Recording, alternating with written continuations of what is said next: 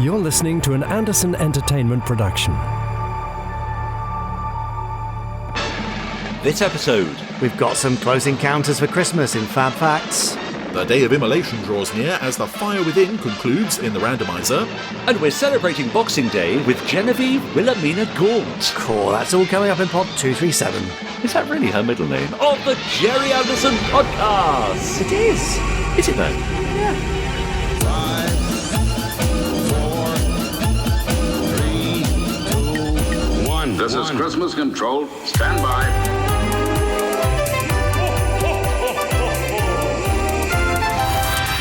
Let's go. Spectrum is green. The Gerry Anderson Podcast with Jamie Anderson and Richard James.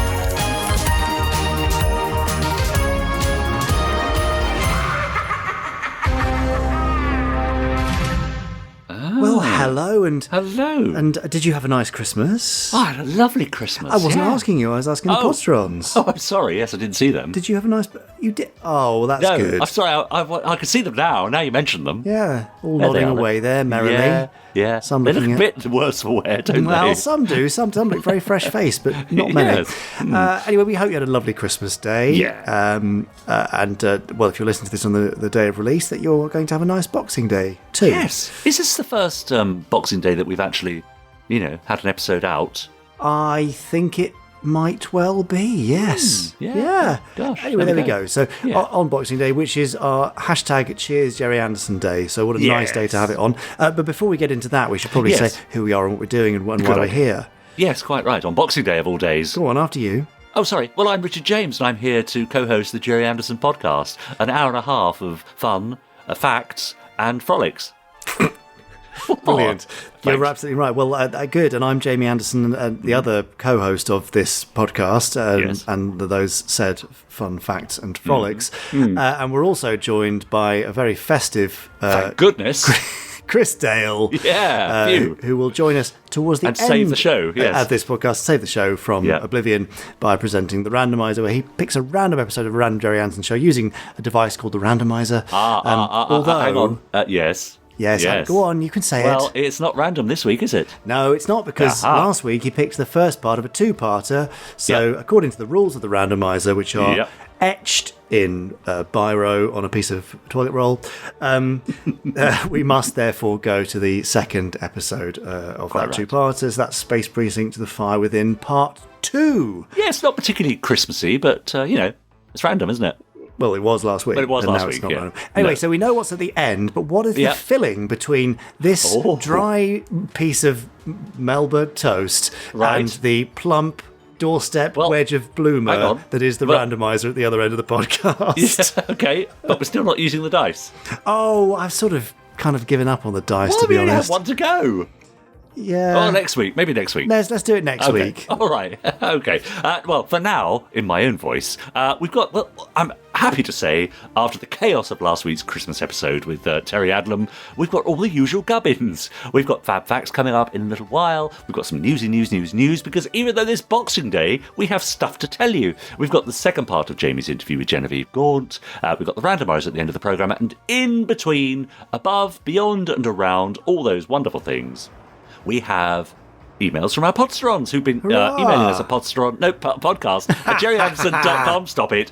They've also been posting on our Facebook group. That's facebook.com/groups/Podsterons. Well remembered. And they've been also commenting on our YouTube channel over the festive period as well. So I shall be reading out some of those comments too. Excellent. I'm glad you will be doing that. Now, today, the day of release, is quite incredibly 10 years since Dad passed away. Yes. So now I will say, don't worry, doesn't mean it needs to be a kind of, dour and sad maudlin event. It shouldn't at all. We should celebrate it as we do every single week on the Gerry Anderson podcast.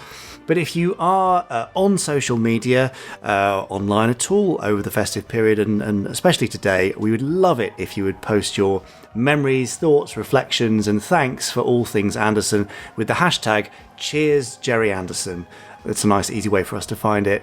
Let's see if we can get trending on a social media platform or two, because the more people that find out about the world's Gerry Anderson, the more fun we all have, and the more we kind of continue celebrating his legacy, which we have done over the last decade and will continue to do into the next one.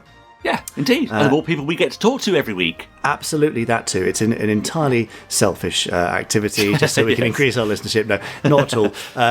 Please do share your Cheers Gerry Anderson messages. As I said last week, it amazingly feels like decades ago, and yet only last month, since Dad died. It's a strange feeling simultaneously, and it's such a nice thing to be able to celebrate his life and legacy with you all every single week, come rain or shine or -5 degrees, freezing weather and all sorts of That's just in your living room. That is just here, yes, after my broken boiler incident. Let's not go into that. We're trying to keep this one positive. So, yes, we look forward to reading your messages, and although we will do our best to read out lots of those probably in our January-ish episode, because we're recording a bit in advance, and yes, but we will see them and we will get to them. So thanks in advance for sharing your hashtag Cheers Gerry Anderson message. Yeah, lovely. Right. So, shall we go into everyone's favourite segment? The first exciting layer of the Gerry Anderson podcast sandwich as we exit our dry bit of toast introduction and now go into, I don't know, what would it be, a lettuce leaf or something? What, no butter or anything? No margarine? Oh, I suppose. Well, let's say butter. It's very much the margarine of the podcast sandwich, I would say. All right, not butter. Fine. An overly thick spread of margarine that is this week's Fab Facts. And I think that's overselling it. Now, time for this week's Fab Facts. Yes. Yes. It's Fab Facts, and this week it's Fab Facts. I flicked. All right, Richard. Contain your on. enthusiasm there. So I have discarded the festive, very short little volumet of Fab Facts and return now to the tome of Fab Facts. Okay. So don't worry, it won't be festive this week. Well, probably not that festive. Anyway, so I'm going to flip to the book. Richard will shout Fab and I'll read you a Fab Fact. Richard, are you ready with your Fab? Born ready. Won't be as good as Terry's. Here we go. Fab! Ooh! Now I slightly overflicked there. I will did. be honest, but you know that's how Have the game works. Have you got Boxing Day thumb? Terrible Boxing Day thumb. Yes. Well, there we go. I'll have to do something about that. Now, here we are, Richard. Yeah. You're going to like this one. Not counting Stanley Unwin. Yeah. Can you name someone who once appeared as themselves in a live-action Anderson series? Yes. Go Christine on. Glanville. Okay. Yes, but that wasn't on purpose, was it? No, it wasn't. No. Okay. Well, let's try again. Go on. Okay. Would it help you identify the series if I told you that this real-life person claimed to have once met an alien? What series well, do we're you think talking that might have UFO, been? aren't we? Well done. That does bring us indeed to UFO. Yeah. And an interesting guest star of the episode The Dalatek Affair, one Dr. Frank E. Stranges. Oh, yes. Great name. Isn't it? As mentioned in the episode, noted ufologist. Is that how you say it, isn't it? Ufologist? Yes, I think so. Or ufologist? Ufologist? Yeah. Ed Straker would say ufologist, wouldn't he? So, okay, noted ufologist, Dr. Stranges, was the president of the National Investigations Committee on UFOs, or UFOs, and he was also its founder. So, as part of his interest in all things alien, he once visited the Century 21 studios while UFO was in production, and in order to capitalise on his visit and bring a bit of extra publicity for the show, a couple of extra scenes were written featuring Dr. Stranges being interviewed by Keith Ford. Oh. Now, this explains why, if you watch the episode, his appearance looks exactly like what it is, basically a last-minute addition to the original script that doesn't have anything to do with the story at all, to be honest. Yeah, sure. Speaking of stories, Dr. Stranges wrote several books throughout his life, and one of them details his encounter with a man from Venus. One Commander Valiant Thor. Right. It's quite an Anderson-y sounding name, isn't it, actually? Yeah, it is, yes. Well, the fiction, he wasn't... This wasn't a true...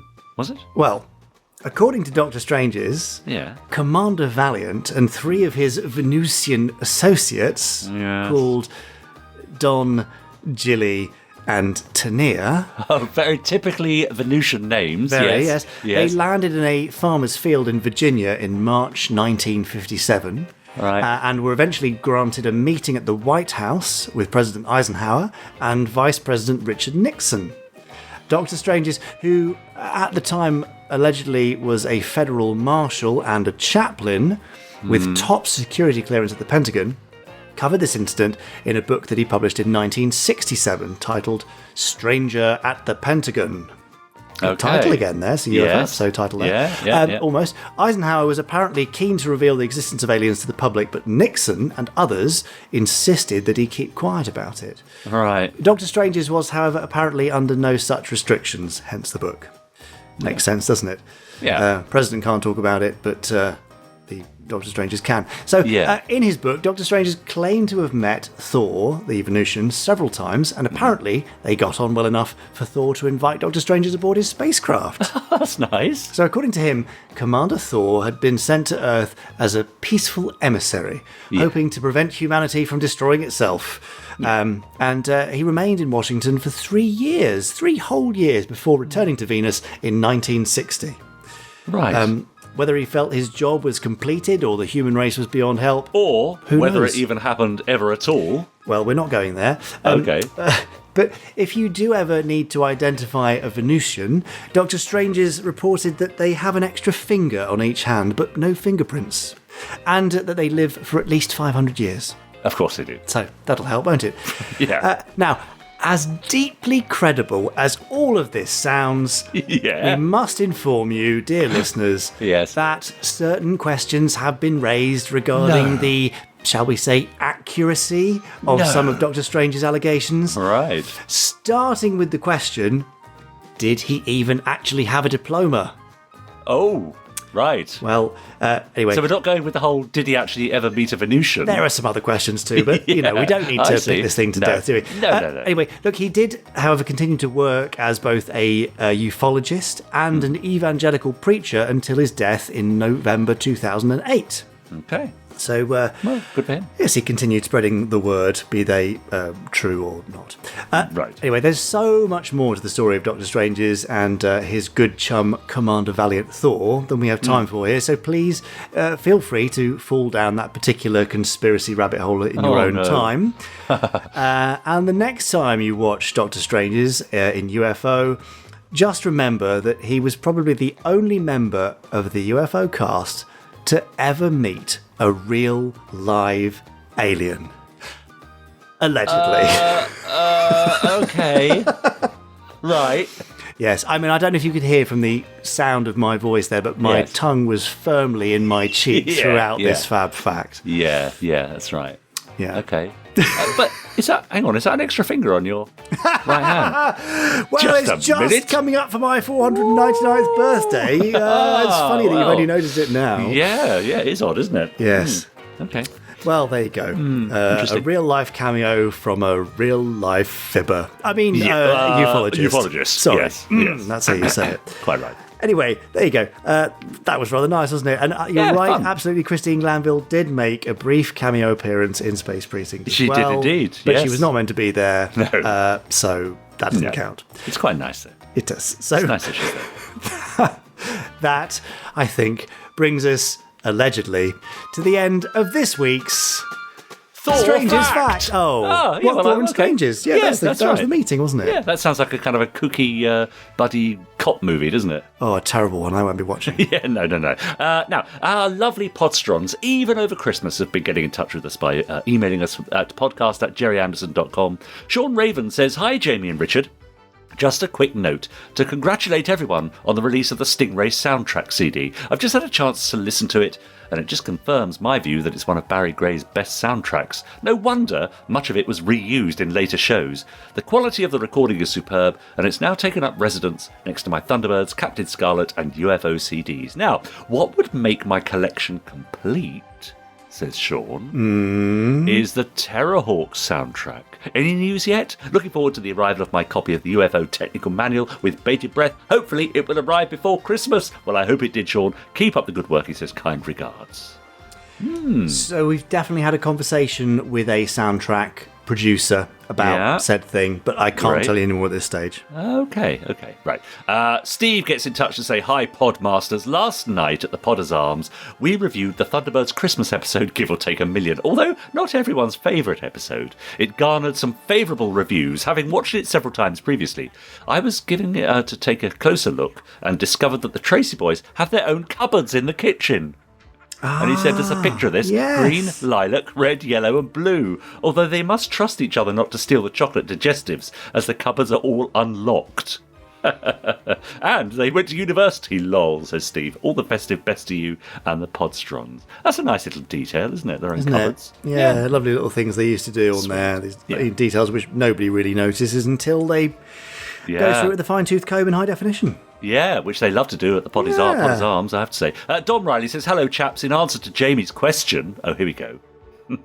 My favourite pod number is 199. Nice. 199 is the 46th prime number. It's also a centred triangular number and an EMIRP, which is a prime spelled backwards, which reversed is another prime number, 991. Nice. I was never good at maths at school, but knew a lot about 199, says Dom. Hope you all had a fantastic Christmas and New Year. FAB, SIG, PWR and SPA from Dom Riley. Cheers, Dom. Now, you said nobody would dream of emailing in about a favourite pod number, and look what happened.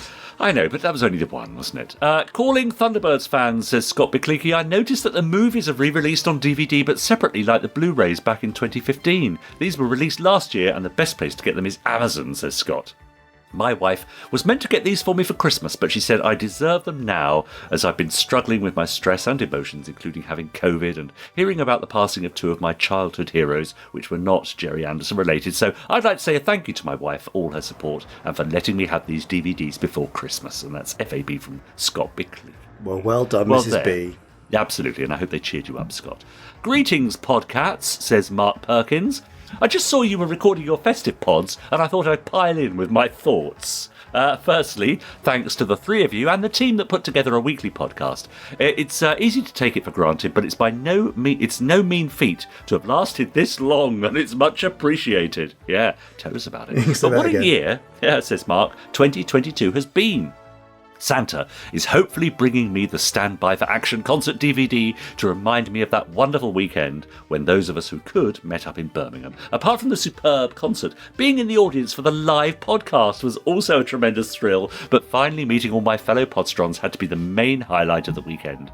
Jamie, I'm sure your dad would be pleased with the ongoing legacy of his work and the role that you're all playing in that, but I feel he'd be most proud of the community of caring, supportive and downright lovely people that you've brought together in what we all refer to as the Podstrons. I will be raising a glass in his honour on the 26th as usual, but I'll also be toasting the health of everyone listening. Cheers, Podders. Mark Perkins. Yeah, lovely. Hashtag cheers, Gerry Anderson. Hashtag cheers, Podstrons. There you go. Richard and Jamie. This is from Steve Carson from Edinburgh. Apologies in advance that this has more than one reason for writing. Firstly, you both mentioned under thefts. Did we? It was a few pods ago, yes, yeah. When I was a teenager in the 70s, I recall going into John Menzies, similar to W.H. Smith, and looking at a copy of the Space 1999 book. Did I add one too many nines there? Collision Course by E.C. Tubb. Somehow I managed to leave the store with it, and without paying. Ooh. I was going to take it back, but thought it may take some explaining, so I still have it. From the Goodness 70s. Me. Yeah, well. Let's hope no police are listening, eh? Quite. Secondly, is a point for Jamie. If you decide to do any more introductory styles for Richard, right? Oh, how about in the style of Wogan? Either for his show Wogan or Blankety Blank. Okay. Nice. Well, Okay. I mean, it's up to the dice to decide, I suppose. It when is and if up that to the ever dice. happens. Well, that's next week. We're going back to the dice next week. All right. Thirdly, I think Space Precinct The Vault is a great idea. With all the information and reminiscing that Richard has done since he released Space Precinct Unmasked, there must be more material that he could contribute to a revised second edition or collaborate on The Vault. I'd buy it. And lastly, says Stephen, how about a quick fire 5? Oh, what? Yes, it's been a while, but here's a rather festive quickfire 5 for you, Jamie. Are you ready for these? Oh, can't wait. Right. Do you prefer 1, Richard James's newsy news, or 2, a Terry Adlam pun? Come on. Newsy news. Next one. Would you prefer 1, Richard James's Gubbins, or 2, Chris Dale's Anywho? Gosh, I do love your Gubbins, but there's something refreshing about an Anywho. You're right. It's like a cold shower, isn't it? Third one. Would you prefer 1, Richard James's enthusiasm for FAB Facts, or 2, a quick 5-5? I've come to love your enthusiasm for FAB Facts. So that. Next one. Right. Think carefully about this. 1, Richard James's Wogan, or 2, John Colshaw's Jeff Tracy. Oh, what? You can't make me choose. That's like choosing between. You have to choose. That's like choosing between a pet that you don't really like and a child. That you don't really like. No, John's Jeff is gorgeous. Course, Sorry. Of course. And finally, Richard James author or Richard James actor. Oh, what? I mean, Richard James actor. That's fair enough. You know, he's talented at both, but that's where the real love lies. Sorry to pick on you, Richard, says Stephen, but I know you're a good sport. That's just as well. Have a great Christmas and New Year, Stephen Carson from Edinburgh. Well, nice, isn't it? I rather enjoyed that one. Yeah, good.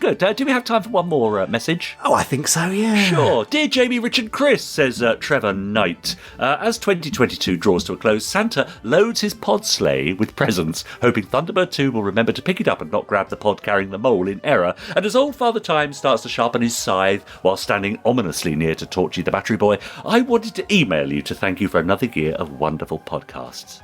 You've kept us richly entertained with news, facts, fun, information, guests, randomisers, and all the usual gubbins for 52 brilliant weeks. In addition, we've been treated to several fab lives, the Gerry Anderson A Life Uncharted programme and tour, and the amazing live podcast and Stand By for Action concert in Birmingham. What a fab year it's been for Anderson fans everywhere. As a small thank you from me, I offer this Anderson-themed Christmas song, Attached, to be sung to the tune of God Rest Ye Merry Gentlemen. I'd even be willing to sing it myself if suitably fortified with a sherry and a mince pie. Hope you enjoy it. You've all earned and have a well-earned and relaxing break, except for Richard, of course, who'll be treading the boards throughout the Christmas season. That's He true. will be. Have yourselves a very Merry Christmas and a peaceful, prosperous and podcast-packed New Year. All the very best, Trevor Knight. There you go. Thanks, Trevor. Yes, and he sent us his rendition of the God Rest You Merry Gentlemen. Rather fun, thanks for that. I think, Trevor, you should really make that into a little audio file and pop it up on the podcast group over on Facebook, because they'd enjoy that too. Please do, Trevor, come on. Yeah. All for now, but do keep them coming in, even over the new year, to podcast@gerryanderson.com, and I shall read out your emails next time. All the time after. But marvellous. Yeah. Good. There you go. Thank you. Shall we have a very brief Gerry Anderson news now? Go on then. Okay, here is a brief Gerry Anderson news.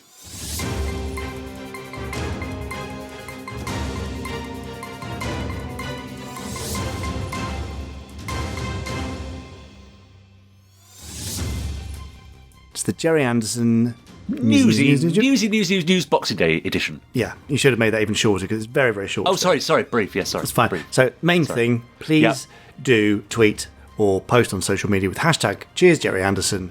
Do it now, do it immediately after the pod, whatever you like. And you can do it multiple times if you want to. Favourite episodes, things you remember as a child, what it means to you, what the name means to you, how you continue celebrating the legacy, any photos you'd like to share. Anything and everything helps remember Dad, helps people remember the Gerry Anderson name, see more of the shows, find a reason to revisit them. So you're kind of doing your bit. It's not just a sort of saying thanks into the ether. It's quite a powerful thing, so please do take just a couple of seconds to do us a Cheers Gerry Anderson post. Yeah. We look forward to reading those later in the day, so thank you in advance. Lots of stuff coming up next year, but just in brief, if you are waiting on a Shadow technical manual or even getting a Moonbase Alpha technical manual, both of them sold out over the Christmas period. Wow.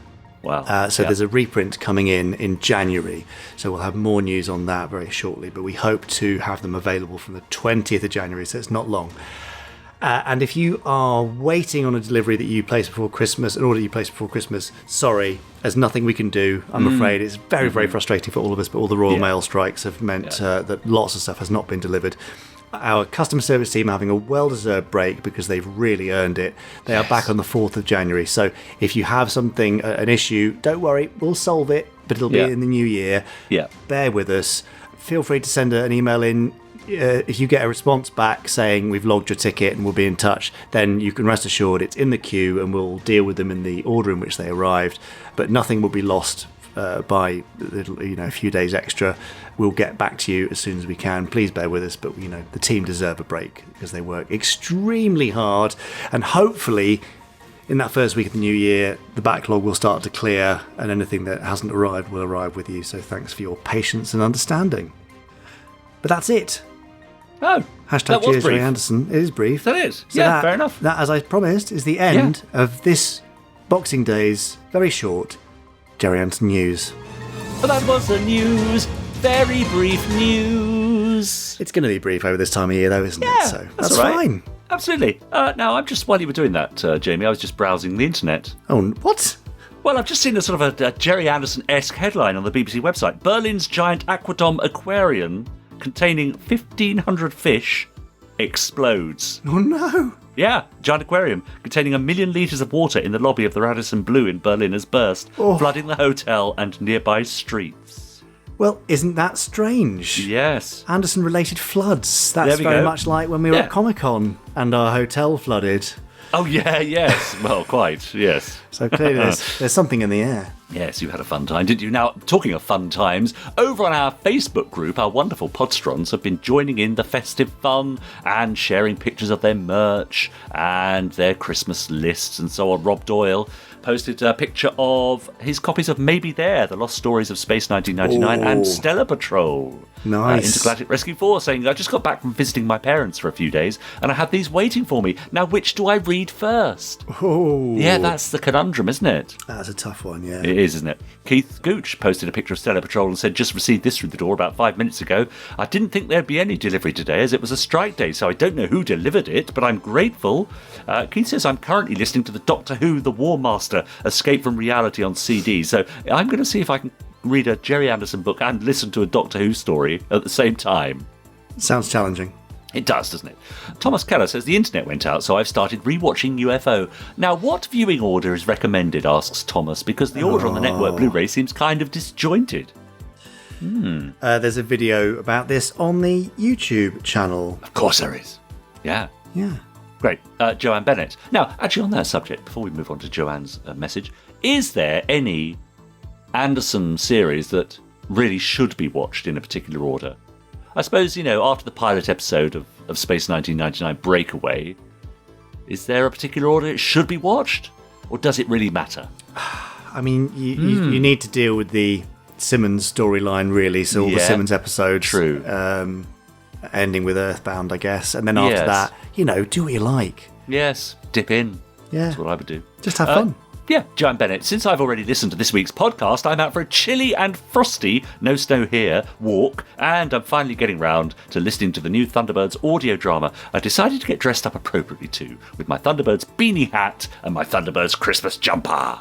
Oh, that sounds good. Joe Harwood, has it ever been a better time for merch? Thank you, Gerry Anderson Store. And 1612, he says. So obviously a good Christmas being had there. Jonathan Spencer, this evening I'm being a bit Christmassy on the Anderson front and I'm watching Give or Take a Million for some odd reason. Anyway, I have a slight worry about this episode and the future of international rescue. Nicky has been taken to Tracy Island for Christmas, which is very risky for a few reasons. During his time on the base, he's learned a lot of top secret information. Firstly, he knows the location of International Rescue's base, details of at least one craft, another's interior equipment, a launch sequence location, and the identity of their UK agent. Shouldn't he be given an amnesia pill, or probably even be bumped off? He's one dodgy mask away from being a mini Hood. Gosh, maybe it's a Hood origin story in reverse or something. I'm sure they dealt with him afterwards, just off screen. Wow. Okay, that went somewhere a bit dark. Jonathan continues, I'd quickly like to add my Give or Take a Million post by giving my sympathies to John on Thunderbird 5. No turkey, no snow, no carols, no awkward kisses under the mistletoe. Let's take a moment to remember the lone astronaut. Oh, but maybe some tongue, as we discovered last week. Quite right, yes. And if you didn't hear that last week, you will now wonder what on earth Jamie's talking about. Yeah, but it gives you a reason to go back and listen to Pod 236, doesn't it? Yeah, exactly. Great. Yeah, there we go. Do keep those emails coming in, and do keep posting on our Facebook group. Lovely bunch of people. And, if you're listening on Boxing Day, the day of release of this podcast, remember there is a Zoom meeting at the Potters Arms tonight if you're in need of company this Boxing Day evening. So do join that if you wish. Yeah, friendly folk, a nice place to be. So enjoy that. Yeah. Now, speaking of friendly folk. Oh, yeah. I would like to welcome back our podcast guest from last week for the second part of her interview. Is that okay? Would you know? Yeah, okay. Go on then. So, well, her name is Genevieve Gaunt. Yes. You might know her as Wilhelmina Gaunt. Wilhelmina Gaunt. You might well know her as Nero Jones, or possibly as Lady Penelope, or for any number of other things, including her role in Harry Potter. Yes, that's right. Yeah. So she's a lovely, lovely lady, talented actor, audiobook narrator, podcaster, and of course, for Anderson fans, she is our very own Lady P. So here is part 2 of 2 with Genevieve Gaunt. Now, your Lady Penelope is, noteworthy, I think, in that I think it is the best Lady Penelope replication I've ever heard. You've thrown yourself into it so beautifully, all the sort of partial sort of eroticism type, sort of semi-speech impediment and stuff. Eroticism, Jamie. Not eroticism, sorry. I probably should say roticism, should I? Is that the correct pronunciation? Anyway, I don't know. You mean the woolly R? Yes, the woolly R, exactly. So you have embodied it so beautifully, I think. So how have you done that? If you just, you listened to a couple of sentences and thought, yeah, I've got it, done, nailed it. I don't know. Yeah, I just listen. I try not to overthink it. Just listen, and it's amazing. That's it, really. Yeah, I don't know. Because when I listen occasionally into either the sessions of the recording or certainly the outtakes and bits and pieces, and it's not as if you are, you give us the words of the script, and that is the only time when you truly embody Lady Penelope, because then you and John will go completely off script at the end of a scene and chat between one another, and it's even the dialogue that you're ad-libbing is totally 1960s in nature. So, I mean, are you picturing Lady Penelope in your head as you're doing this? What's the process? Yes, I do find that that the visuals and the supermarionation and knowing what it really looked like, I have that. I do see it like a film when I'm recording it. I feel like audio work is you put the way I describe it, which is probably very odd, is that my feet are in my throat. Like I'm physically moving around in the world of, I can see it all. I feel like I'm in a video game. That's fascinating. Yeah. And that, but I mean, if works. If you see it, then the audience see it. Yeah. Well, it's in which one was it? In Versus the Hood, in the first comic set, your story with the Vanishing Ray, or the Vanishing Ray, as Wayne likes to say it. There's a bit which we pulled for the trailer where you and Parker are running, and you're saying, "Do hurry, Parker." And there's so much movement in that. Even though you're just stood still, and that so the feet in the throat thing makes perfect sense, and that's a great description. And sometimes it's really Genevieve moving around like an absolute lunatic in the studio. So I think Sam Clemens sometimes takes like sneaky videos of me when I don't realise that he's filming me when I'm having to do some. I don't know. Lady Penelope is trying to escape somewhere, and it's like, and then so jump off the ledge, shimmy down a rope. Yeah. Say hello to a seagull, and then it's that kind of thing, and you're like kind of doing all the acting stuff, all the physical stuff. Yeah, there's a nice thing that people might not know. So I recall quite vividly you in Doctor Who Red Planets playing the Russian astronaut on re-entry into maybe it was the Martian atmosphere, although I don't know how much re-entry buffeting there would be, and to get the effect of being buffeted down. Do you remember? You had your hands clenched above your head and you were shaking away like that, and it looked absolutely bizarre, but the effect was amazing. I could see how committed you were to the real action scenes in that moment. That's so funny. Yeah, we do. We kind of we run and and when you're doing not the Penelope, not in the Thunderbirds, but other things, when you have like you kiss someone. I think it was in Red Planets. I also played an English woman, and I had a romantic story with Elliot Levy. Yes, The wonderful Elliot Levy. Lovely Elliot. God, can someone be difficult so that I can slag someone off? Because there's all this lightness. I need some shade to make the lightness seem real. Yeah, but you know what? It's very, very interesting. I think that these people are brilliant, but also very kind, and that might be a reason why they're, why they're working so much. Yeah, I think so. I'm not sure anyone has time anymore for very difficult, nasty people. No. I have worked with a couple in my time, and yeah. No, we've got a very strong no nasty people rule, which we stick to, and I think it works very, very well, and we'll continue to stick to that for as long as we can. Forever, ideally. So you were going to give me the illustration of snogging Elliot Levy, I think, then. Oh right, yeah. So it's kind of, you go.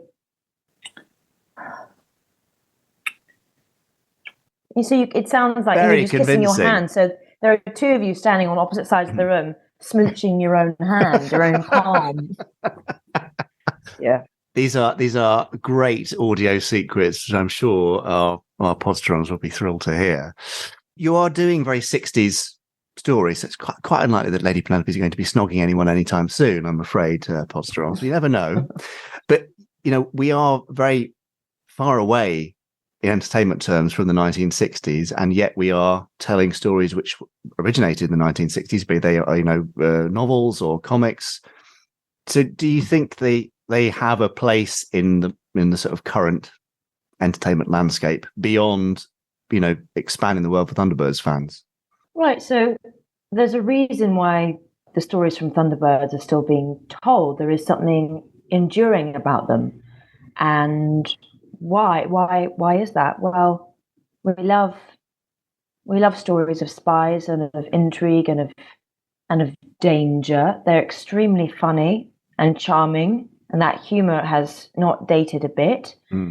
And in terms of Lady Penelope, having seen the really wonderful and illuminating and touching documentary that you made about your father, as I don't think we should shy away from this subject completely, but the relationship between your father and Sylvia and the actual creative input, which is so ambiguous, because obviously when two people work together, it's very difficult to know where one person's idea starts and the other's finishes. Absolutely. However, whoever and whatever that creative process was like, Lady Penelope is certainly as charismatic and as dynamic and as brilliant as a James Bond. Yeah. And so that character and that world and her humor and her turn of phrase has completely lasted. Yeah. We also love a dynamic duo.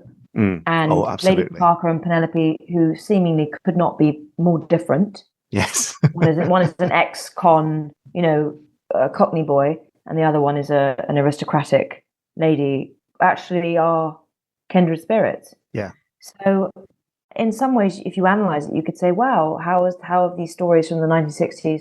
How do they speak to us so clearly today?" But they do, and that's the joy of enduring and beautiful storytelling, is it lasts forever, and it's a perfect example of that.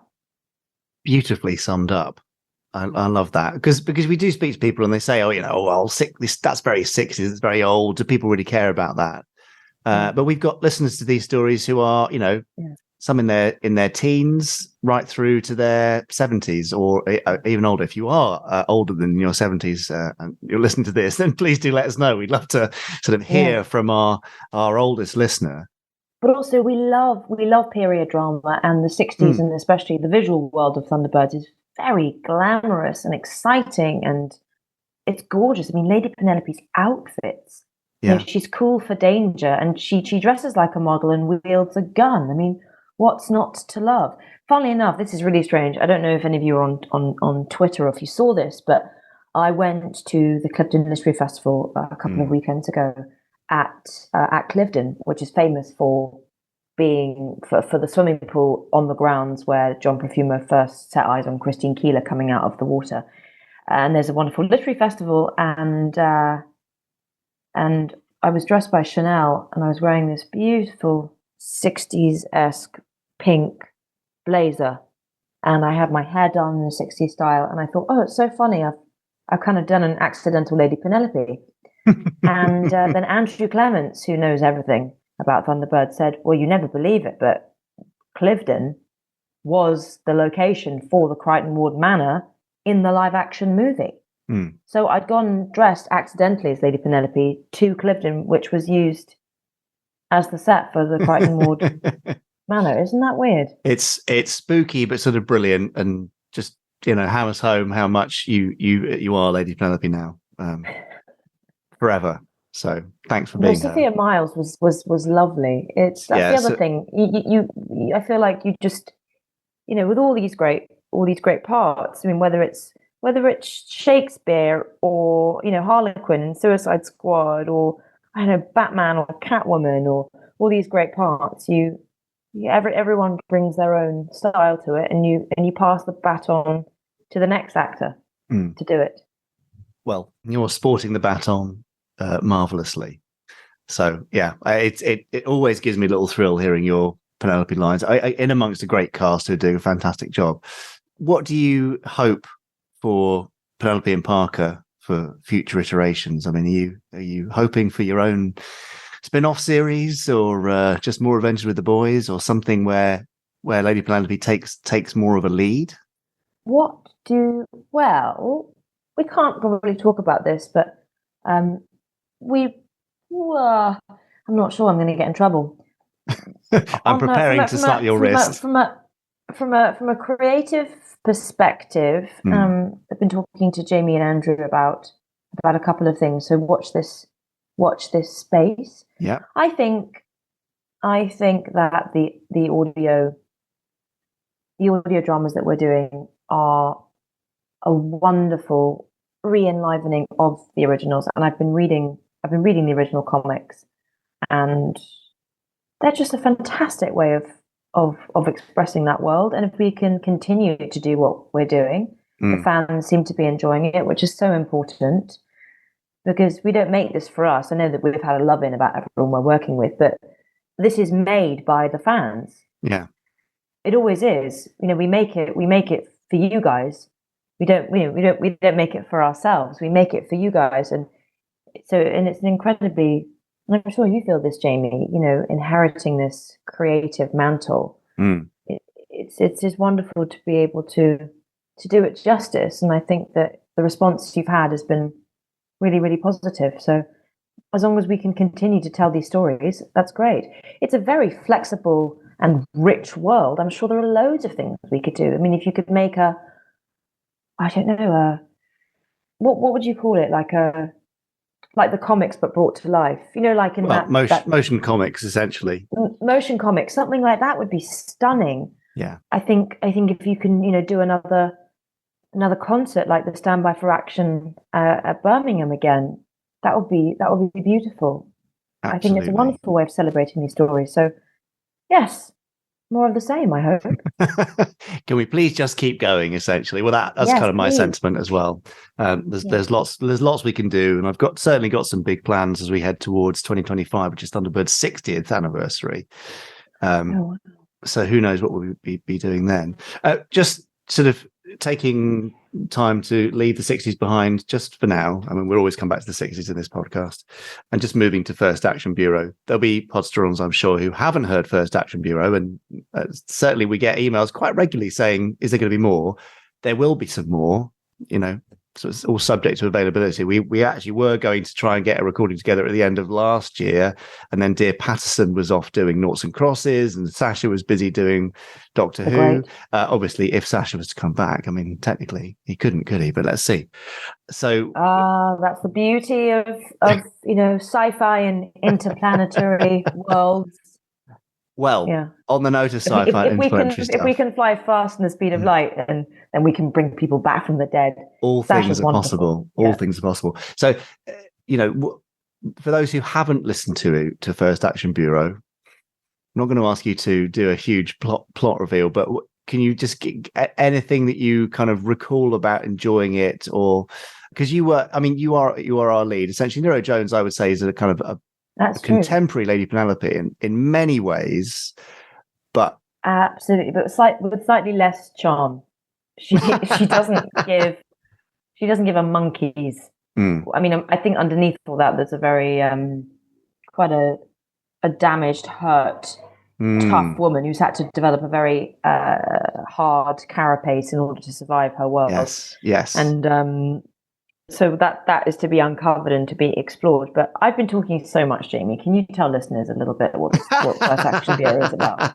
Well, First Action Bureau, I like to describe it as Killing Eve meets Minority Report. Smashed it. Which that's done. Okay. Anyway, that's that. Thanks for listening. Yeah, that's that. So yeah, I think it is that. Funny story about that. So when we finished recording, I got a message from Steve Berry saying, we're going to send you a picture from First Action Bureau. And I thought, oh, that's lovely. I thought, A4, A3, put that on my wall. Upturned this huge canvas of my face. Amazing. I mean, I've got long arms, okay? My arms are spread for the purposes of listeners. My arms are spread, so my body's making like a T shape, right? Yes. It was that big. It was huge. And my boyfriend at the time looked at me, and I think he didn't realise that it was a gift. So I think he thought I just ordered your a own massive face. canvas of my face. He probably didn't even blink an eye. Probably thought, yeah, classic actress. But I was like, no, I was sent this. And he was like, yeah. Amazing. Dare I ask where your canvas is now, Genevieve? Have you had to hide it somewhere? Yeah, I did actually. I did. I'm not one for putting my own photograph up around my flat. Yeah, I understand that. Yeah, it might be under the stairs, but I've still got it. That's fair. That's fair. It's fine. I mean, to be fair, Ben Field, bless him, after the documentary, gave me that lovely stamped portrait of me and Dad, and I feel very awkward about putting that on my wall, even though it's the loveliness behind it. There's a weird thing about having your face on the wall, so that's fine. You can stay under the stairs. I was thinking when you said, what do you hope for more, in Thunderbirds, what do you want to do next? Well, there's a running joke with me and Andrew Clement, because I always seem to do, whenever we talk, an impression of the Duchess of Royston, oh, Lady Penelope, dear, oh dear, I've lost all my money. And he's like, you really want to play her, don't you? And I was like, maybe, Lady Penelope.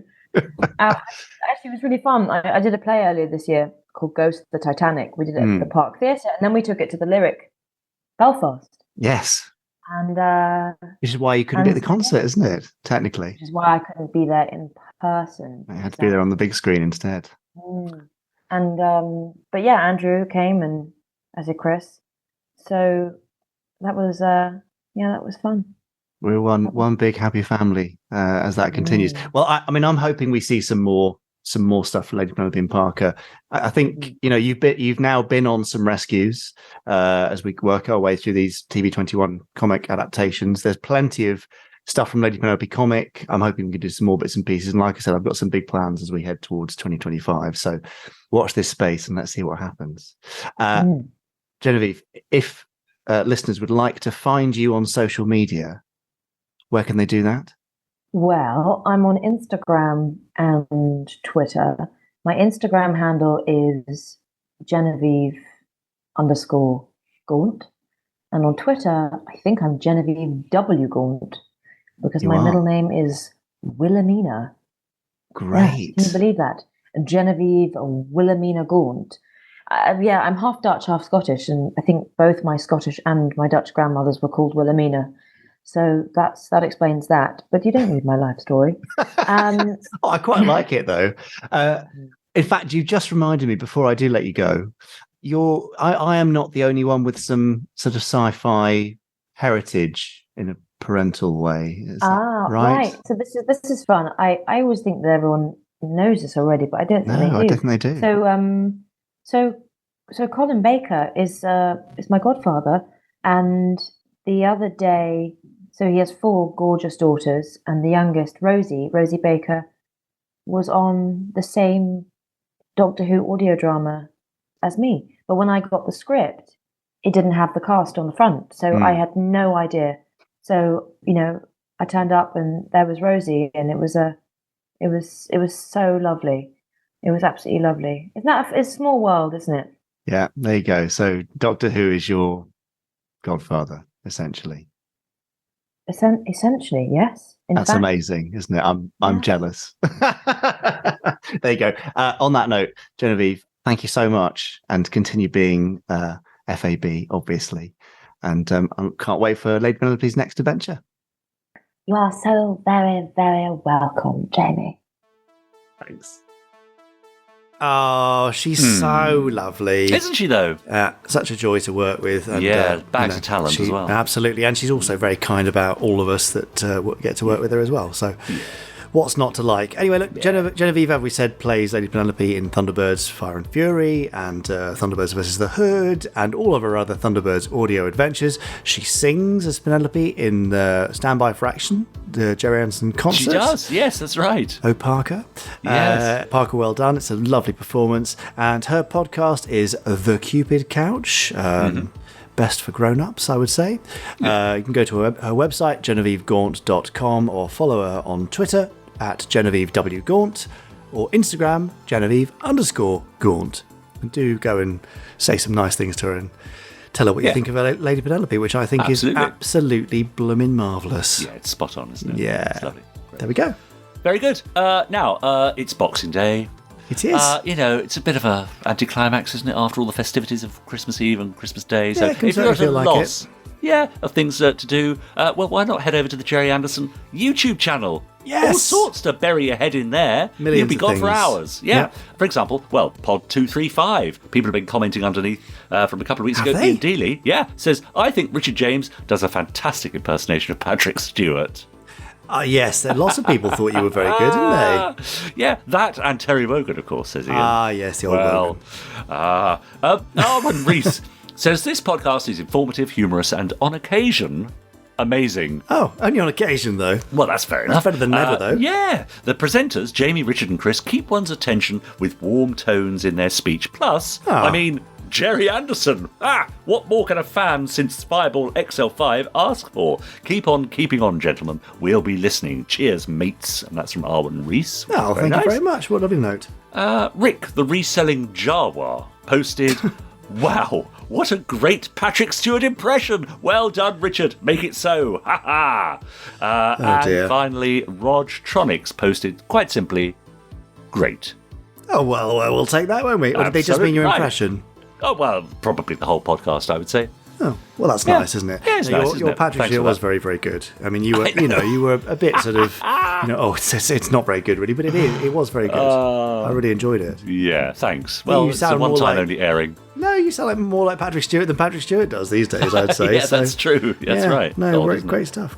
Yeah. Any more, or would you like to hand over to our tertiary co-host? Yes, I would, because we know what's coming, don't we? And I'm excited for it. Of course. Now, in case you're wondering, it is the Randomiser, but obviously this week is not random, because last week on the Randomiser, Chris picked Space Precinct: The Fire Within, which is a two-parter, and by the rules of the Randomiser, we do the first episode of a two-parter, and then the second one doesn't become random, because otherwise we chop and change and mix things up too much. Yes. Does that all make sense? Yes, it does. Yes, absolutely. Good. I'm sure Chris will probably explain that again, but just wanted you to be sure. So here it is, the not random Randomiser, Space Precinct: The Fire Within Part 2. Last time on the Randomiser. We hereby consecrate this temple to the spirit of pyrism, flame without end. Let it be so. Let it be so. There is a traitor in our midst. A woman pointed a finger and a man burst into flames. I'd say that was out of the ordinary. Tendel Kaliki was purified by the eternal flame. In his heart, he betrayed us, and his heart betrayed him. Obviously, there is something going on at that temple. I've decided to put some people in there and find out what it is. You all know my daughter, Samina? Hey, no problem. Working undercover or undercovers is my specialty. No! Name's a good cop. He knows what he's doing. Nice likeness. Wouldn't you say, Officer Haldane? Please, give me the chance to redeem myself. Don't! Please!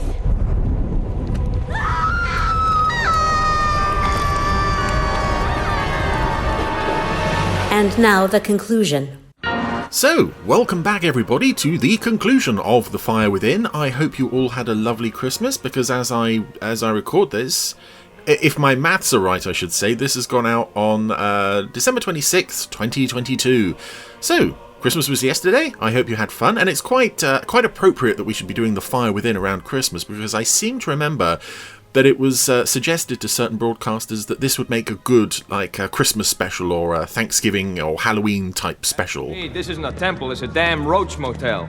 Yeah, nobody here gets out alive. But we're back to the temple because, well, as you may recall, if the cliffhanger recap didn't remind you, Samina was set on fire and fell off a cliff. I don't think the Space Precinct gang know about this yet. It's a clear violation of our religious freedom, Captain Posty. One of my officers is missing. As far as they're concerned, she's just missing. The ones who reported it. We reported an initiate missing. And that does not give you the right to turn our temple upside down. So sue me! Please. And I was just trying to remember as the opening titles played out there, I was trying to remember if this was the very first was posing as a member of TV cliffhanger that I ever saw. I mean, in terms of grown-up TV. And I think it isn't. I was just looking on Genome. What a wonderful resource Genome is to check the listings of BBC, or transmission dates, I should say, of BBC shows. And I think it was probably the second. We've sent for him. So, Star Trek The Next Generation, which I just got into about a year or so earlier. Times Arrow, I think, might have been the first grown-up drama cliffhanger that I ever saw. Sister Kilmer, or whoever she was, seemed like a good person. Oh, yes, there's the computer guy saying, oh, she was so nice. Stop talking about Samina in the past tense. And it's, it's something you can always say about this show, but particularly this episode. Jerome Willis. What happened to my daughter? Is a phenomenal presence throughout this episode. I already have. Oh, what's gone wrong? My brothers and sisters that I was a police officer. Before or after Samina disappeared? Oh, wait a minute, Captain. Some wonderful, facial expressions from Ted Shackelford and Simone Bendix there. I'm resigning from the force. Oh, no. What? You can't be serious. And it's absolutely believable, at least at this point. I'm not quite sure I understand it myself, and I don't know what to say, except... I don't know if that's credit to Rob Youngblood or the fact that the actors around him are doing such a you can't be serious set of expressions. I do not know what happened to Samina. Now, if you'll excuse me, I'm going to go and pray to Agora for her safe return. Yeah, even Orin and Romek, they can't believe it. But yeah, Jerome Willis, throughout this episode, he's fantastic through the whole series, but this is probably my favourite performance of his through the whole show. Nobody on the street knows nothing. Hey, Zipload. At least not about Podley's daughter. What are you saying, Zipload? The only missing cop anyone's talking about is Haldane, you know. I like Zipload quite a lot, and it's nice that there's that what is going on among the Space Precinct regulars is kind of filtering into the outside world, probably just via Zipload. To every police agency on Demeter, as well as the databank at Interplanetary. I assume you checked the hub. I also love, and it's probably a good time to mention it, the fact that this is another John Glenn directed episode. They are so good, and he was such an asset to this series.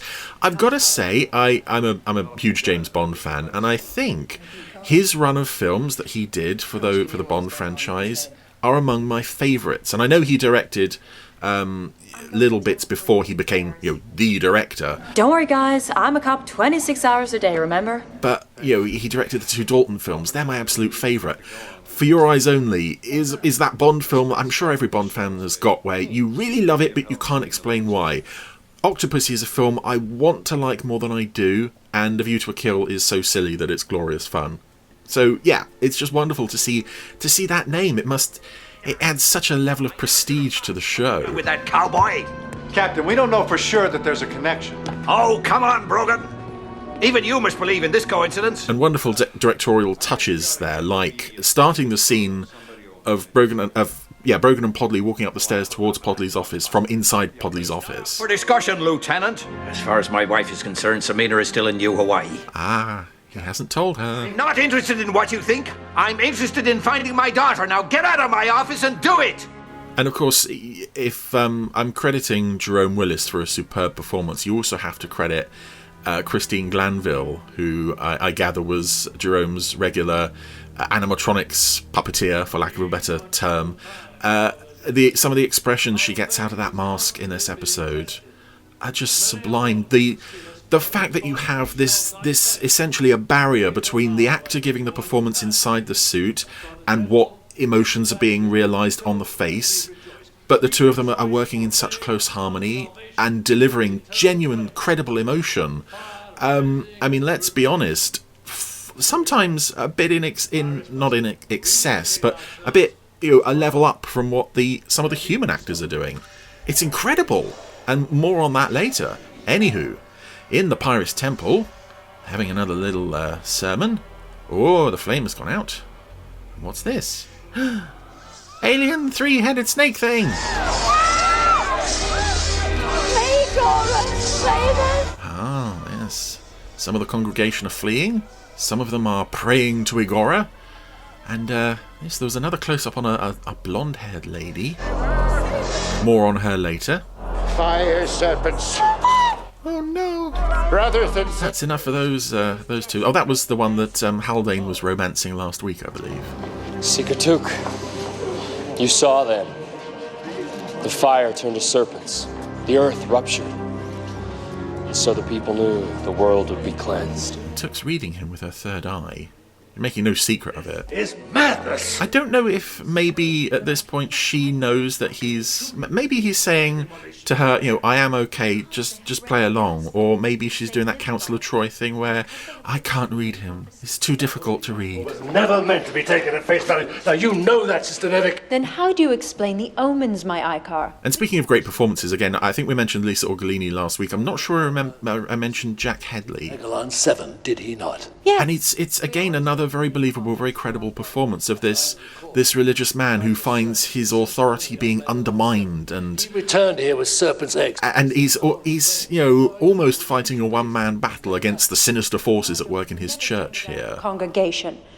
Trigus serpents are the most deadly reptiles in the universe. There was no danger. He knew that the serpents would die once they were exposed to our atmosphere. Another convenient little miracle. But to what end? To discredit me, of course. It's no miracle. It was a plot perpetrated by Calamandro and by you. Oh. Again, it's another great credit to the show, a great asset that you have really good actors like this. You senile old fool. Cropping up fairly regularly. Them evils, Sister Nevik. And you have great directors in John Glenn. You have some superb, often superb, sometimes a little dodgy, model effect stuff. The true leader. And yet, it's just, if there was a bit more budget kind of thrown on the sets, maybe if the world didn't look as drab as it sometimes does, I think it's that lets it down. And I'm sure, no accusations being levelled at the set designers or anything here. I'm sure it's just a money issue. As I understand, was quite a frequent issue on the set of Space Precinct. And Samina. How are Podley and Fama holding up? Okay, under the circumstances. I think I'll call Fama tomorrow and see if she needs anything. I wouldn't do that. Oh, no. Oh, here we go. Fama doesn't know about Samina's disappearance yet. I know what you're thinking, but this is part... This is another nice little scene, although it does allow Sally to go a bit Sally. So if Liz or Matt were missing, would you tell me? It's ridiculous. Come on, I want to know. Would you tell me? Yeah, of course. And about that, honey, they're okay. Podley should tell his wife. If you have a problem, you should share it. Yeah. Sally, did you ever consider becoming like a radio talk show host? You're listening to SBFM, where I will lecture you on your failures and follies until your ears are bleeding from boredom. Oh, the scared ladies came back to the congregation. In the land, the prophet. And there's that lady again in the extras, the congregation, the blonde-haired lady who's clearly an alien because she's got these sort of swept up eyebrow ridges. Trial by fire. Again, I'm mentioning her for a specific reason. We will come back to her. Anywho, it's now time for another walking across the fire scene. Now, Sister Nevik is going to go first. I never wanted this, but as Igor is my witness, I have no choice. I don't know if it's explained in the show how they managed to walk through the fire without catching fire, as in their clothes. I know that certainly some people do not make it through the fire without going up in flames. Not that I'm sure that's going to happen here. I'm sure everyone's going to get through here fine. But yeah, at this point, Sister Nevik stops. Icar, the flames are fine. While standing in the fire, and it doesn't catch her. Anywho, that's enough for the Icar Vedra to give it a go. And even as he steps onto the burning coals, you can see in his eyes he doesn't expect to make it to the other side. And there's the computer guy watching Brother Calamandro stroking his chin, which is a signal to turn on the deadly laser beam. As the Icar Vedra gets to the middle of the fire, and whoa! He's gone up in flames. He went up quite quickly compared to the last guy, Brother Tendall. Some fairly grisly There is justice in the fire. Burned remains there. Behold, our new Icar Vedra. Oh, Sister Nevik. Again, that wonderful music, those wonderful vocals in this music here. So, Sister Nevik has seized control of the temple and the congregation.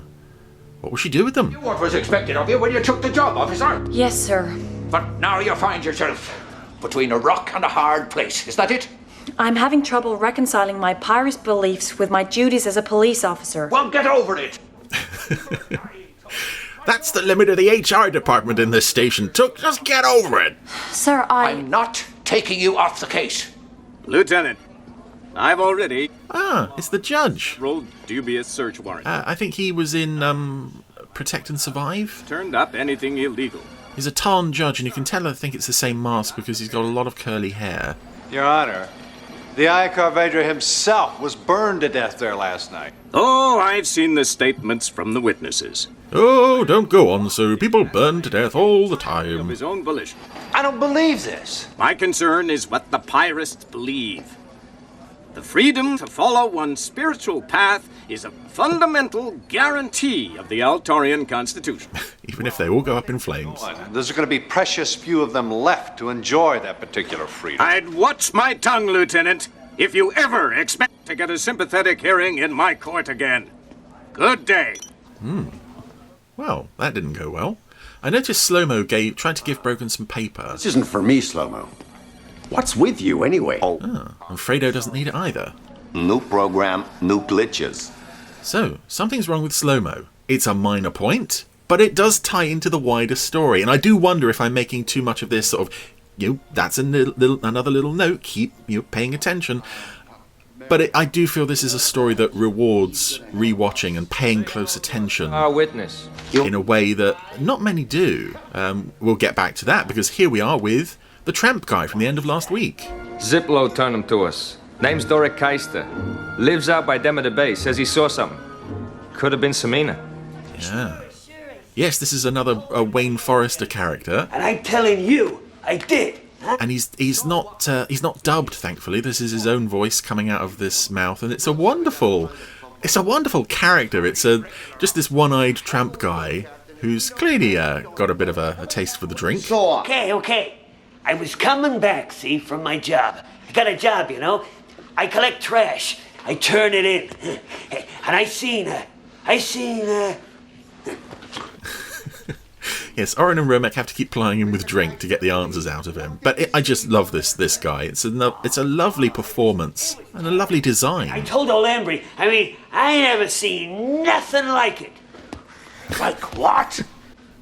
And it's the expression on the face as well when he keeps folding his arms saying, that's enough, I've said enough for now. You have to give me a bit more incentive here. Yeah, I think so. A picture of Samina. Confirmed that was her. Flame, she goes screaming, see, like a damn siren. And then he pushes her off the cliff, see? And down she goes. Splash! I also love how enthusiastic he is about this horrible thing that he saw. And then splashing into the bay. Who pushed her? The guy I seen was human. I want some grub. You promised me I could have some grub if I... Don't worry, pal. We got you covered. Do you recognize him in any of these photos? More of the security heavies from around the temple. Look again! And now Podley is forcing the booze down his throat. He's that desperate. That's him. Haldane. That's the guy I seen. And more great responses from everyone there. I love how wide-eyed and just startled Orin is by that. Hey, I know what I seen, all right? I tell you, that's the guy. Podley's heard enough of this. Come on. And that's the last we get with Doric Keister. He's a lovely character and he's only in that one scene. Or two scenes, rather. I want divers to search every inch of Demerder Bay. Call the judge. Oh, not him again. I want an arrest warrant issued for Jack Haldane on suspicion of murder. He'll just go, people murder each other all the time. I'm far too busy. Again, I'm just sitting here watching this and thinking, the music is just wonderful. I know this show, like most Anderson shows, did reuse a lot of music from previous episodes, but there was a lot composed for this one as well, I think. Certainly the choir stuff was. It's just... everyone's at the top of their game with this two-parter. It's quite incredible. I don't think it's going to surprise anybody. I may as well say it now, but I do think this is probably the pinnacle of the series. Death Watch as a two-parter is still strong. But the fact that it wasn't created as a two-parter... This place will be our salvation. Well, it kind of works against it, because it is more like, two unconnected episodes kind of smushed together, whereas this is one... it is actually a two-part story. It's got enough story material to fill that length. This form, it's useless. Haldane is now being shown by Brother Calamandro, who seems now to trust him. It interacts with the mineral. Hydrogen molecules separate from the oxygen, creating a self-sustaining air supply. He's being shown the Cave of Winds. Your old friends are right on time. Where he can hide from the police because nobody goes down there. It's where they will survive when the day of immolation comes. And it will come. 3 cruisers landing at the temple now. And the temple looks lovely at night. I also think it looks lovely during the daytime. They must have done some filming it under the real sky. There's some of those, I don't know what you call it when you have the sky accelerated so it's just rolling past. The clouds are just, scooting past. But I think some of that must have been shot outside. But it's a lovely model. And there we go. Haldane's found a way out via the sewers leading straight to a police cruiser. His belongings, and he disappeared sometime during the night. Are you sure this isn't another one of your immaculate deceptions? You must be under a lot of stress, Captain. I can understand the burden you're carrying. Can you now? Yep. Captain, we're in Haldane's room. He's long gone. Keep searching. Tear the place apart room by room if you have to. What will it take? Check all the female bedrooms. It's bound to be in there somewhere. Miss Brock. Now Brogan has noticed footprints leading towards a door. It's a little peculiar that people around here keep dying or disappearing. I find it peculiar that the world is about to end, and you people think nothing of squandering your few remaining days on a wild goose chase. Captain, I found something. You might want to join us, Miss Nevik. Yes, footprints leading towards a closed door. Another miracle, no doubt? Oh, footprints of the dust from the Cave of Winds, I believe. When the day of immolation occurs, we pirates alone will survive here in our Cave of Winds. All I'm saying is Haldane wouldn't commit cold-blooded murder. And a lovely integration here of live action and model footage. Captain, someone's stolen Romex's cruiser. Yeah, inside Castle and Took's cruiser as the cruiser in front of them takes off and swoops over the top of their canopy. The day of immolation may have to be brought forward. Ooh, she's so sinister. She's so evil. I love it. Again, wish she'd had more of a career. It's a lovely performance here, and It was one of the last she did on screen, I think. Officers! Can we get back to you on that one, Captain? Yeah, it's Orin and Romek's cruiser that's been stolen. There's a model shot that's unfortunate. I think they tried to get away with putting some smoke over it, and it doesn't quite work. So Orin and Romek's cruiser has been stolen. Castle and Took have taken off after them. Now Brogan, Podley, Orin and Romek are going off after them. And it still leaves one police cruiser on the ground. For the tip. Because they're reusing the footage of Haldane's cruiser, Orin and Romek's cruiser being piloted by Haldane taking off earlier. And this is something we haven't seen for a while around Demeter City. These huge multi-screen dirigible things. Lost him, Captain. Keep tracking! Lost it! Almost a swear word, but not quite. Yes, he's landed his cruiser on the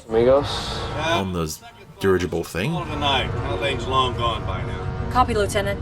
Heading back to the station. What the hell's the idea of countermanding my orders, Lieutenant? Haldane's got to be listening in. I thought I'd give him a reason to relax. Now let's go check out that tanker. Tanker, yes. Similar to the one from Deadline. All off the hunt? Not the Brogan I know. Oh, yep, he takes off, and instantly Brogan's on the tail of his cruiser. Cannons? Captain, you can't. I'm responsible for my own actions, Lieutenant. He's going all Colonel White on them. Gonna shoot down Haldane. Cannon locked on target. Brace yourselves. Well, there was a bit of steam. Knocked the cruiser a bit. Again, it's a lovely, a very well-directed sequence. Yeah, we can stand to lose some dead weight around here. So the cruiser has weight capacity that exceeds the 4 seats. It's over. Oh. You think this would be a good time to ask him for a raise? I don't like that bit. I really, really don't like that bit. I've never liked that bit. I love Orin and Romek, but I think even they would draw the line at being silly, knowing that Podley's daughter is dead. Never liked that bit. Hey! I knew I could outfly you. Brogan's now arrived home. You're under arrest for the murder of Samina Podley. Easy, partner, easy. Patrick, wait. Stay out of this, Sally. You have the right to lecture me on this, Sally. I waive the right. Extenuating circumstances. Oh, and here it comes. What? Like me. Oh, there she is. In a very smart suit thing, and she does this very nice head tilt. So, like, you know, here I am. Ah, it's a lovely moment. Bottle of Sister Nevik's miracle juice. Okay. Ah. So you had the flame retardant, but pushing her off the... Well, that might explain why the clothes don't catch fire, We then. didn't have that many options. Anyway, she was a jock in college. Hell of a plan, Haldane. Jocks in college can survive being pushed off cliffs while on fire. Yeah, I don't quite buy the explanation, but I'm glad she's okay.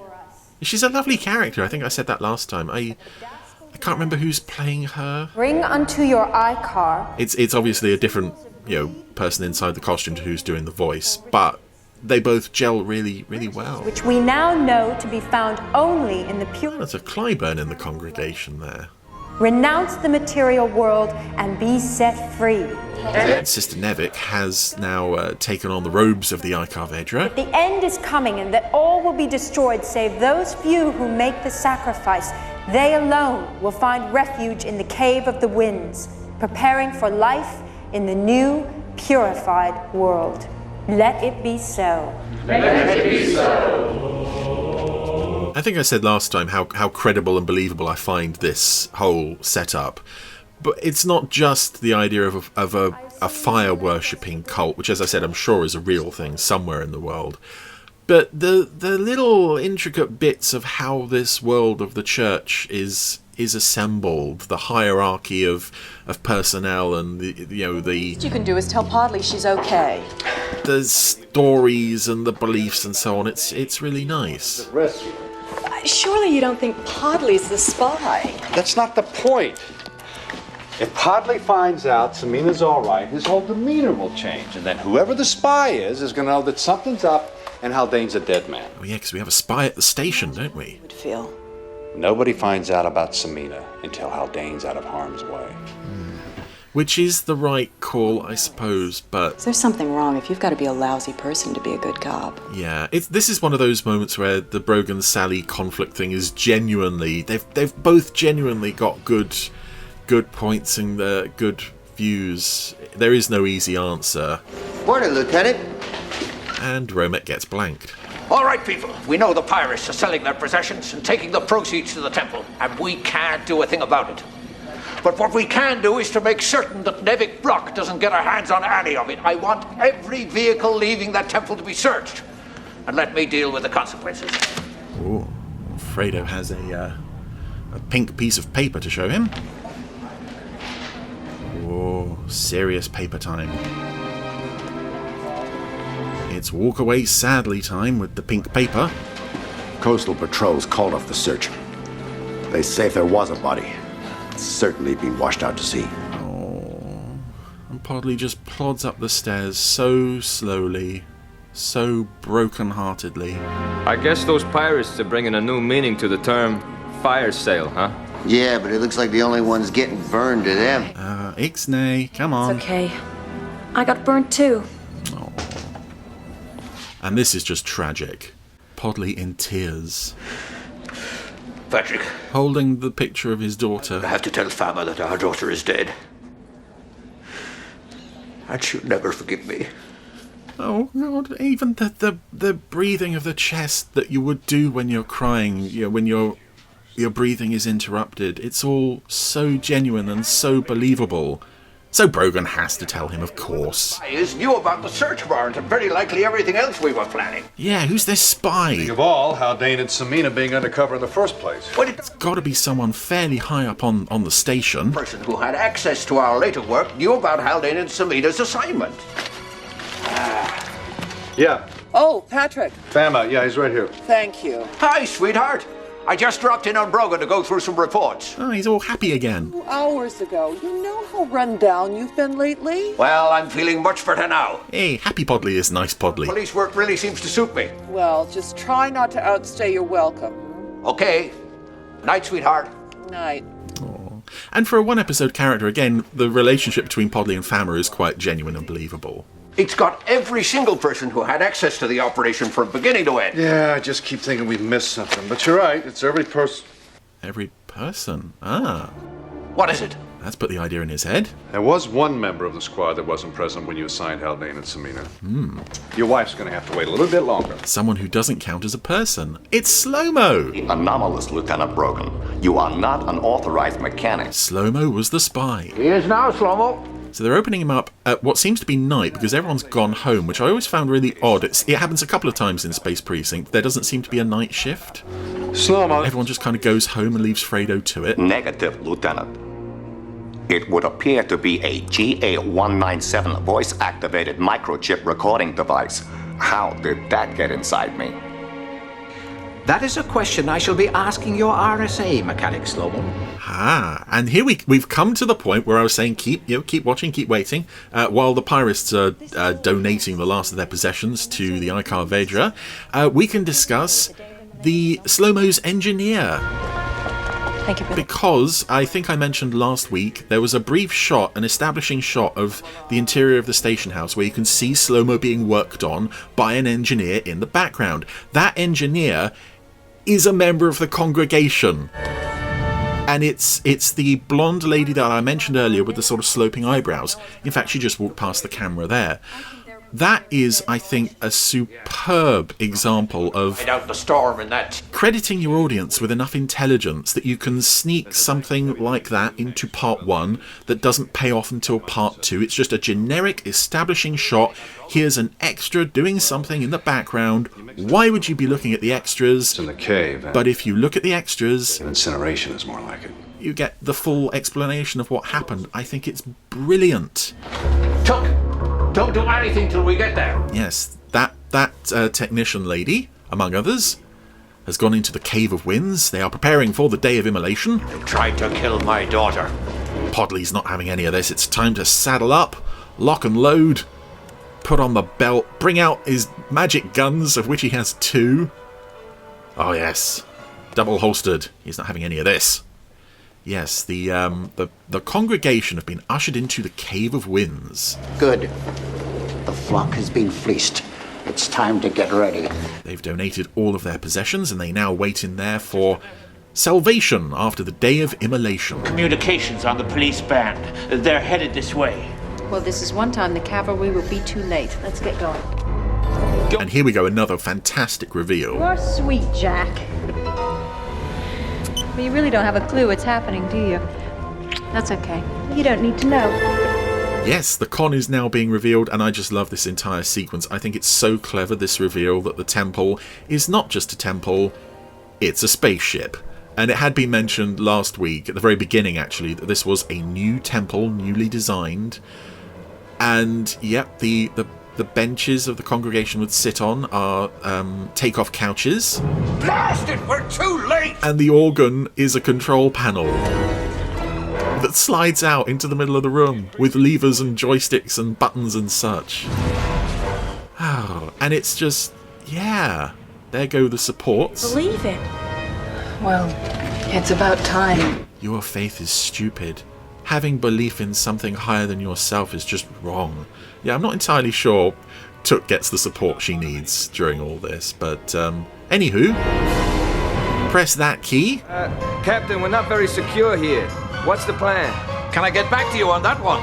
They've released the supports from the rocket. Door. Stay close. They've sealed the doors, and they're preparing for takeoff. And it's just brilliant. Even the flames that were on the outside of the temple now rotate. They are, takeoff thrusters. It's just a genius idea, and it comes out of nowhere. You don't look at the temple in part 1 and think, oh yeah, of course, that's a spaceship, obviously.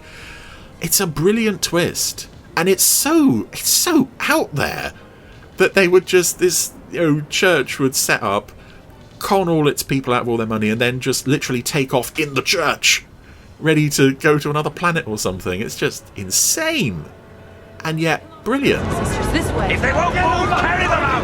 So, our heroes are escorting the congregation out of the Cave of Winds. Get these people out of here! Some of them are checking their dascals to see if this is covered in there. Yeah, it does sort of paint the picture of, unfortunately, it does paint the picture of, if you believe in religion, well, not going to say you're silly or anything, but maybe you're a bit silly. Brother Kay, I forgot. Isn't this the way to the bathroom? Yeah, nearly got everybody out of the Cave of Winds. We've got to do that because it's a very oxygen-rich atmosphere down there. Blow the roof, it's our only shot. The rocket will Mark, set up for 15 seconds. ignite the oxygen. Mark! So now we're going to set off explosives in there instead to blow the roof to get access to the temple. But there's Calamandro and Haldane on the other side of the door. That's an easier way to get into the temple. Punching time. Calamandro's out. Haldane, the door! Grenade! Castle's in the temple, Podley's in the temple, Brogan's in the temple, Haldane's in, shut the door, kablooey! And we have temple liftoff. Oh, it's a fantastic image. It's just so silly and yet so believable. They've done such a good job setting up this whole environment and community. And of course, because our heroes are not strapped in, they are experiencing, well, everyone's experiencing the old G-force pressures of, well, it's an industrial fan blown on the actors' faces, I believe. Okay, people, you're all safe now. You okay, Orin? Yeah. So Orin, Romek, and Took stuck on the ground. Everyone else is in the temple, hurtling into space. Yeah, it's just taken a sudden turn into absolute lunacy, which I am completely here for. It's just wonderful. It's a wonderful image of this flying temple. And here comes Podley, and there goes Podley. I love the way he comes blundering in with both his guns and just instantly gets taken out. And it's great as well that because, this is a temple, as it's moving or being operated by Sister Nevik, or the Arcavedra I should say, as the temple is being rocked backwards and forwards, the actors are all sliding around all over the place. It's fantastic stuff. And what's this? Slow-Mo has noticed the rocket from the station house window. I wasn't aware of any intergalactic launches today. Ah, Brother Calamandro is recovering the microwave laser thingy that he used to set fire to, the original Arcavedra and Brother Tendel. Oh, yeah, this shootout between the police and the bodyguard guys in the temple is so cool because every time the rocket shifts, people are falling and sliding, and it's so well directed and so cleverly done. And now the temple rocket is hurtling straight towards the police station, because why not? I believe there's something odd you should be aware of. There is a flying temple heading straight for us. Yeah, Sister Nevik has suddenly decided that she'd, The police station? You're mad! she'd rather die taking out the police station. Seen before. And she will die. Oh, tech guy will die first. Calamandro avenges the tech guy by shooting her in the back with a laser. Time, Brother K! But Haldane gets in first. Oh dear. I don't know why Nevik didn't go up in flames there. I guess she was protected by the chair, maybe. Oh, blood! As Calamandro slides down the wall. I do like this as well. It's just, again, we've gone into total lunatic territory here. With the station... Go sound the alarm for collision stations. ...being menaced by a flying temple of all things. Again, it does make you think, maybe the station should have some kind of weapons in situations like this. I don't think they do. Of course, it comes to Brogan to save the day. If he can only get Sister Nevik's hand off the controls. Yeah. But, you know, even though she's nearly dead, she won't let go of the lever. Ah, there she goes. So... Brogan has got to stop the temple from crashing into the station, pulling the lever towards him as hard as he can to turn the thruster jets. Oh, and it gets so close. I love this shot of Fredo and the other police officers just looking out the window as the thing just narrowly misses them, swoops overhead. I think I'll take the rest of the night off. Oh. Yes, well, he seems to be the only one who's here permanently. Well, aside from slow-mo. Guess the party's over. Oh, poor Sister Nevik. All she wanted to do was fleece everybody and then kill everybody. Anybody think they know how to fly this thing? That's a good question. Well, I've never flown a temple, but I've always had an ear for music. Yeah. It's to the actors' credit, I think, that they go along with this idea of the flying temple so credibly. And wouldn't you know it, Haldane manages to land the temple back on its original site. It's at a wonky angle, but he did it. Press this key. Whoa. More Orin and Romek silliness? Itself? It wasn't quite that easy, Romek. I think he had to play a real tune or something. What, like Fly Me to the Moon? No, like a Light My Fire. When you two are through discussing the finer points of music theory, perhaps you'd care to give Took and Castle a hand with the inventory. There's a lot of people waiting to collect their valuables. Yes, Captain. Oh, very Irish in that line there. Do that. She wasn't just stealing their possessions. She was robbing them of their faith. Well, at least she didn't get away with it. Didn't she? Oh, poor Took. Yet another thing has blown up in her face. That poor woman. Do me a favor. Don't tell your dad you were hiding out of my place. Why is that? I don't want him to get the wrong idea. And here comes Samina. This is a character I would have loved to have seen come back if there'd been a series 2 of Space Precinct. Because as I said, the voice and the physical performance, the mask, everything just comes together. She's an instantly Cop, Dad. likeable character. It comes with the territory. Who, unfortunately, we haven't seen much of in the second half of the story. Like father, like daughter, I suppose. And more wonderful reactions on Samina there as well, the facial animation. Oh dear, it's all just so lovely. Go to bed. Let it be so, Prime Elders. Good night. Night. Night. You left your milk behind. Oh, he's remembered to come back into shot. Good work on Nick Klein's part there. Do you think Took is going to be all right? Yeah, in time. Till next week, and then she'll, get hit in the face by a wrecking ball or something. I'm still not sure what you believe in. Ooh, I believe in you. No, I mean, do you believe in a higher power? Oh, yeah. Every time I look at our kids. That's a nice note to end on. Again, the Brogan family side of things, for once, didn't overwhelm the story because it's just a wonderful story through and through. That was The Fire Within.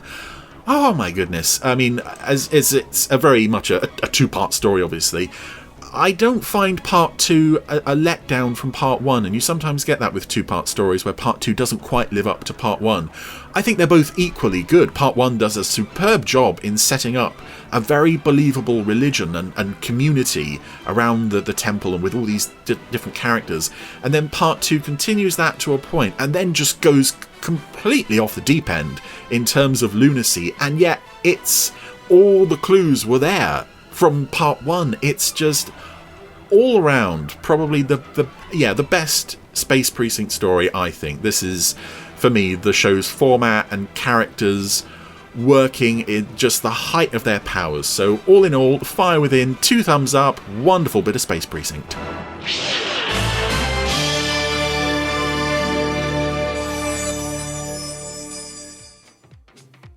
Oh, well, lovely. What a surprise. The Fire Within Part 2. Who would have thunk it? Oh, it's a great one, though. It is a good often cited as, one of the best stories in the whole series. And I think that's probably fair, actually. Yeah, no, it is good. It's got it all. Yeah. Love the organ. Beg your pardon? The organ. Oh, yes, that's right. Yeah.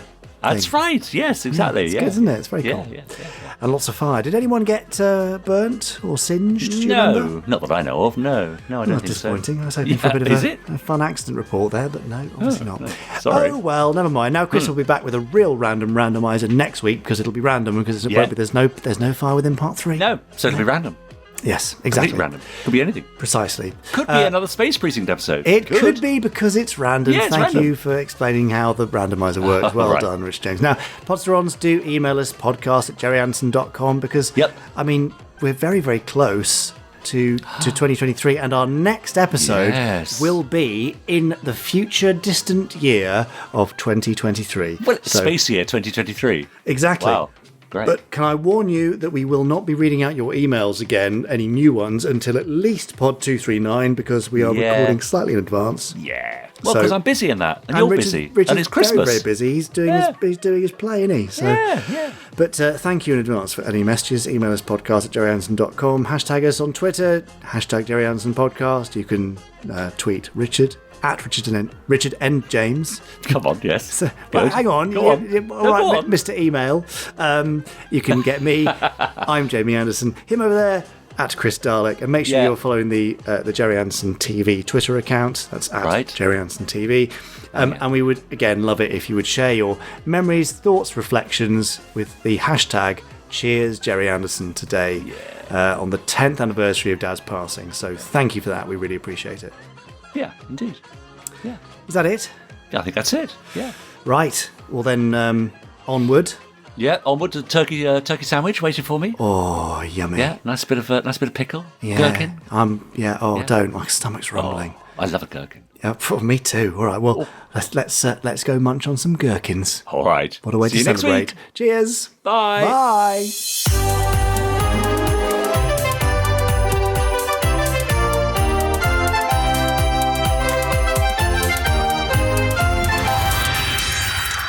Stage 1 complete. Let's go.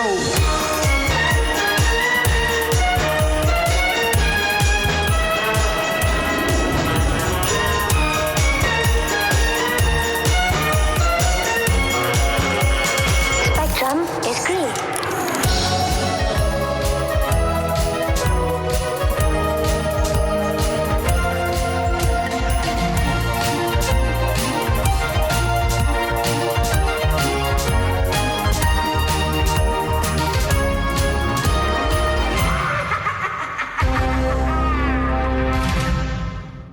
Yes, do you know who was a big fan of a gherkin?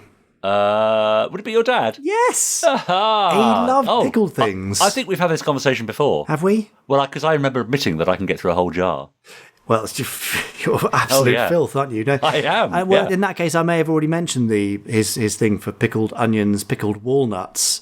And I've never had a pickled walnut. Neither have I. But he loved pickled walnuts so much that he actually got a walnut tree. Right. In the hope that one day he would be able to pickle his own walnuts. Did that ever happen? Sadly, it did not bear fruit in time for him to pickle his walnuts. But do you think it might be bearing fruit now? If it's still there? No, the tree went, I'm afraid. I think it got diseased at some point and had to be removed. So, yeah, but I might go and get myself a jar of pickled walnuts, just have one. Pickled walnuts? They sound horrible, don't they? They sound absolutely foul. Let us know, Podstrons, if you enjoy a pickled walnut. Pickled eggs I can cope with. Pickled beetroot, pickled onions, pickled gherkins. But pickled walnuts? Yeah. Oh, is there anything weird that you've had pickled? No. I don't know where that's leading. No. Pickled ginger? Pickled ginger. Oh, I suppose I have had pickled ginger. Yeah, That's I love all right. that. That's okay. Oh, but I wouldn't have it like on its own. You'd have it in a meal. Oh, I'd have it in on a its stir own. fry. Absolutely on its own. Weirdo. Delicious. Anyway, Fair do email us, Podstrons, with your favourite pickle consumption. Yes, let us know. And if you're a fan of a pickled walnut, we'd love to know. Maybe even with the hashtag Cheers Gerry Anderson, with a picture of a jar of pickled walnuts, and you'll confuse the world with that. That'll be brilliant. There you go. Right. Yeah, great. I'm off to crack open a jar of pickled walnuts in that case. Good luck with that. Let me know how it goes. Will do. Thanks. Bye. Bye. You have been listening to the Gerry Anderson Podcast. Wasn't it fun? You have been listening to an Anderson Entertainment production.